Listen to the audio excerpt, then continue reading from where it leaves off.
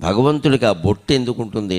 అందులో శివాలయాల్లో వేరుగా ఉంటుంది, విష్ణు ఆలయాల్లో వేరుగా ఉంటుంది, ప్రత్యేకించి రామచంద్రమూర్తికి వేరుగా ఉంటుంది, శ్రీకృష్ణుడికి వేరుగా ఉంటుంది, మళ్ళీ వెంకటేశ్వర స్వామికి వేరుగా. ఎందుకు ఈ భేదాలు మనకి హిందువుల్లో? దేవతల్లో ఈ భేదాలు ఏమిటంటే అందరూ ఒకలాగే ఉండొచ్చు కదా? లేదు.